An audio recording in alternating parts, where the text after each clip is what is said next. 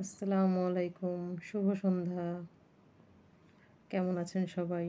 সবার জন্য সুন্দর একটা দিনের প্রত্যাশা রইল। আজকে আমি দেখাবো সুন্দর একটা ফুলের ডিজাইন।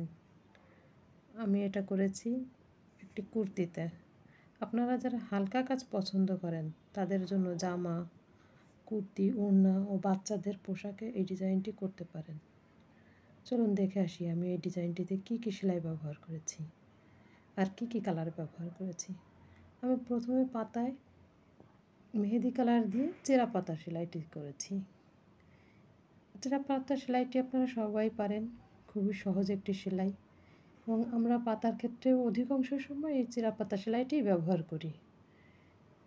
সহজে হয়ে যায় এবং দেখতেও খুব সুন্দর দেখা যায়। ডালটাতেও আমি মেহেদি কালার ব্যবহার করেছি, আপনারা চাইলে অন্য কালারও ব্যবহার করতে পারেন। ডিজাইনটিতে 4টি কালার আমি ব্যবহার করেছি, আমার ইচ্ছা মতো। আপনারা আপনাদের ইচ্ছা মতো ব্যবহার করতে পারেন। এখানে ছোট্ট একটা পাতা আছে যেটাকে আমি মেহেদি কালারের সুতা দিয়ে চেরা পাতা সেলাই দিয়ে কাজটি করেছি।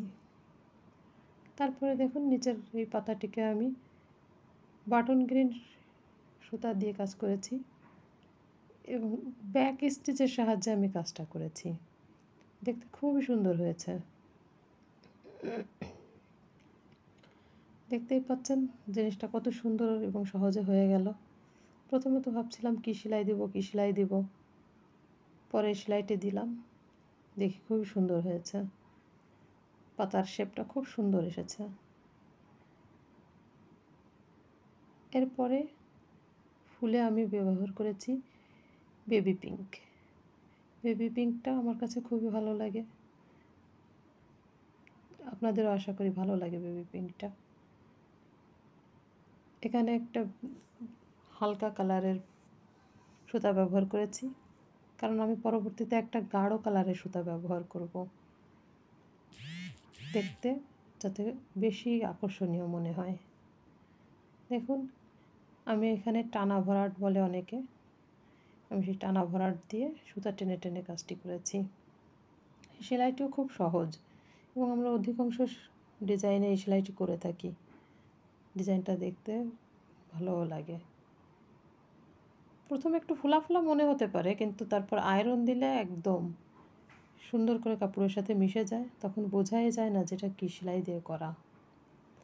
আমার এখানে মোট 5টা পাপড়িতেই আমি হালকা গোলাপি সুতাটা ব্যবহার করেছি।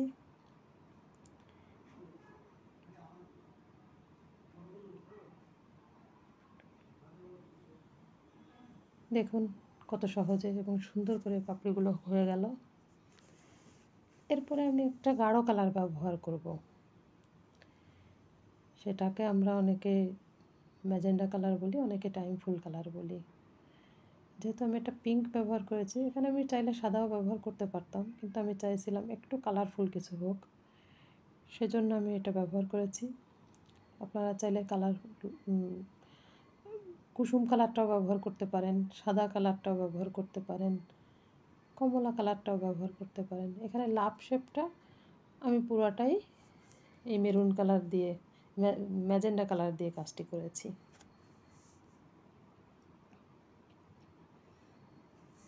ছোট্ট ছোট্ট 2টা লাভ দুই পাশে দিয়ে আমি ফুলটাকে আরও আকর্ষণীয় করেছি। দেখতেই পাচ্ছেন জিনিসটা কত সুন্দর হয়েছে এবং কত সহজে হয়ে গেল। আমি গোলাপের মাঝে একটা করে মেরুন কালার দিয়েছি, যাতে ফুলের পাপড়িগুলো আরও বেশি সুন্দর দেখায়। আমার ভিডিওটি দেখার জন্য আপনাদের ধন্যবাদ।